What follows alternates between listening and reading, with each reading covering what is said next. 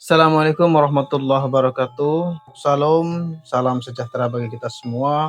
Om Swastiastu, Namo Buddhaya, dan salam kebajikan. Alhamdulillah kita bisa ketemu lagi malam ini. Saya akan coba menjelaskan setelah dari Blangkon kemarin, kemudian sebuah pusaka atau keris, kita akan membahas masalah sesaji atau sajen.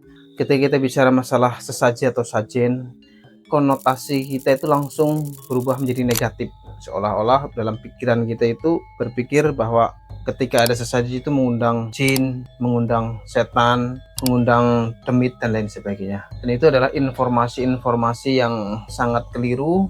Kita bangsa Indonesia, khususnya orang Jawa, itu sudah terpapar informasi-informasi sampah. Informasi sampah itu adalah informasi yang tidak benar dan membuat sesuatu yang baik menjadi tidak baik atau salah. Jadi akan saya jelaskan beberapa sepengetahuan saya. Jadi sesaji itu adalah sebuah benda, kumpulan dari beberapa benda yang biasa disajikan oleh masyarakat Jawa, baik itu untuk ritual selamatan, tumpengan, dan lain sebagainya. Apakah itu ada dasarnya kalau misalkan kita merunut tentang agama Islam? Saya kisahkan suatu hari Rasulullah Muhammad SAW dulu pernah berjalan bersama sahabatnya itu di antara kuburan, jadi dua kuburan, dan beliau kebetulan mendengar suara jeritan atau suara siksaan dari dalam kubur itu. Kemudian Rasulullah mengambil pelepah kurma dan membelahnya menjadi dua, kemudian meletakkan pelepah kurma itu di atas kuburan dari orang yang sedang disiksa tersebut. Dan kemudian beliau berdoa bahwasanya selama pelepah kurma ini masih basah, mudah-mudahan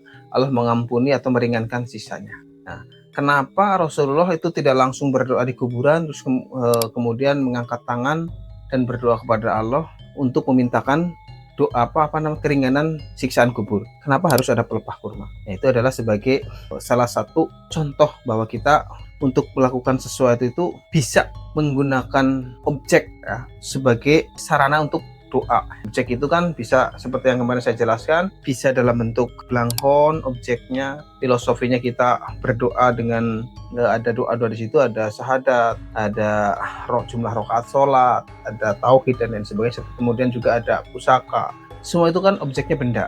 Oke, kemudian masyarakat Jawa, Indonesia terutama Jawa, ketika mau meniru sunnah Rasul, mau mendoakan si mayit di dalam kubur, mereka di sini itu tidak ada pelepah kurma. Apakah kemudian dengan adanya sunnah kita harus apa yang dipakai oleh Rasulullah itu harus dipakai oleh kita? Tidak bisa juga. Kenapa? Karena ketika tidak ada pelepah kurma, apakah kita harus menuju ke Arab dulu kemudian mengambil pelepah kurma? Jadi tidak seperti itu. Maka objeknya adalah benda. Nah, kemudian masyarakat Jawa di sini menggunakan, ada yang menggunakan bunga.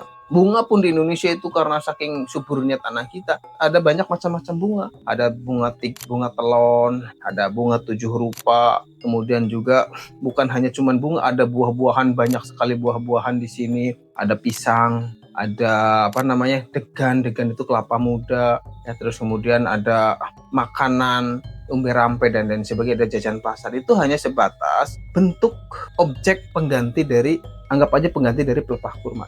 Jadilah sebuah sajen. Nah, jadi sajen itu adalah ritual, bisa digunakan di makam untuk mengikuti sunnah Rasul, mendoakan yang sudah meninggal dunia, atau ketika misalkan kita sibuk, misalkan orang sekarang sibuk tidak bisa ke kuburan setiap hari, maka sajen itu dibawa ke rumah, dibawa ke kamar, dibawa ke tempat sholat. Untuk apa? Untuk mendoakan dengan objek barang tersebut seperti yang dilakukan oleh Rasulullah. Jadi ingat bahwasanya sesaji itu ketika niatnya benar itu adalah sunnah. Cuman orang-orang sekarang mengatakan bahwa itu adalah barang yang tidak baik atau musyrik dan lain sebagainya. Itu hanya sebatas kedangkalan wawasan kita tentang menerjemahkan sebuah ilmu. Maka dari itu, sekarang setelah kita tahu bahwasanya sajen itu adalah sebuah sarana untuk memanjatkan doa seperti yang dilakukan Rasulullah, berarti sesajen itu bukan sarana yang negatif, bukan sebuah kemusyrikan. Sama halnya orang dulu ketika misalkan ritual-ritual, kalau zaman dulu di tempat saya itu ada, setiap sawah itu di pojok-pojoknya dikasih sajen. Atau misalkan ada sedekah bumi, ada sedekah laut. Sebenarnya apa itu sedekah bumi, sedekah laut? Sedekah bumi adalah bentuk dari rasa terima kasih kita kepada makhluk. Jadi batu itu kayak batu, tanah, gunung pun termasuk makhluknya Gusti Allah. Makhluk itu dalam Al-Quran malah diceritakan berzikir pagi dan petang. Jadi ketika si bumi ini mengeluarkan sesuatu yang bermanfaat kepada manusia, maka ketika manusia itu berterima kasih kepada benda apa, kepada makhluk Allah yang lain, boleh apa tidak? Tentu boleh. Seperti halnya misalkan ketika kita jalan-jalan, kita mau dirampok orang, kemudian ada orang yang menolong, sehingga tidak terjadilah perampokan. Maka ketika kita mengucapkan terima kasih kepada orang tersebut, itu maka sangat-sangat disarankan. Karena apa? Karena itu adabnya manusia ketika ditolong ya minimal itu mengucapkan terima kasih. Ya. Tapi kalau misalkan ingin memberikan yang lebih baik ya boleh, kita bisa ngasih uang atau kita belikan makan si orang yang menyelamatkan kita, kayak gitu. Jadi itu hanya sebatas gambaran bahwasanya sesaji misalkan ada sesaji di bawah pohon besar, itu juga jangan langsung kita menjustis bahwasanya itu menyembah pohon. Yang tahu itu adalah hati kita sendiri dan Tuhan dan Allah Subhanahu wa taala. Kita menyembah pohon apa tidak? Apa iya misalkan ketika ada batu kemudian disembah bahwa itu Tuhan, ketika ada pohon disembah itu adalah Tuhan? Kan orang yang, mohon maaf, orang bodoh saja yang mengatakan bahwa pohon itu Tuhan. Jangan-jangan orang yang memberikan sesaji di pohon itu dia mengucapkan terima kasih kepada pohon. Mengucapkan terima kasih untuk apa? Untuk memberikan misalkan oksigen, atau sudah membuat tanah menjadi subur, menjadi gembur, sudah memberikan serapan air di dalam tanah kayak pohon yang besar itu kan kalau di gunung itu menyerap air, dan itu ketika musim kemarau itu bisa menyimpan air dan memberikan air kepada manusia yang ada di sekitar bukit tersebut. Nah, ketika kita mengucapkan terima kasih kepada pohon, memberikan sesaji, ucapan terima kasih itu tidak ada masalah selama memang tauhid kita memang sudah kuat. Pohon beringin itu kan pohonnya besar sekali dan itu menyimpan air itu sangat banyak. Tuh saya punya beberapa pohon beringin di bukit dan memang saya tanam sengaja untuk menyimpan air. Jadi setelah itu kita sudah tahu ya bahwasanya sesaji itu bukan sebuah hal yang musyrik. Sesaji itu hanya sebatas ucapan terima kasih bisa, atau ucapan doa juga bisa. Filosofinya misalkan kita dengan buah pisang. Buah pisang itu kan filosofinya, pisang itu sebelum dia berbuah dia tidak akan mati. Walaupun kita potong dia akan tumbuh lagi. Kita potong akan tumbuh lagi. Nah, kita memfilosofikan bahwasanya kita itu harus sebagai manusia itu harus seperti itu. Harus bermanfaat dulu baru meninggal dunia.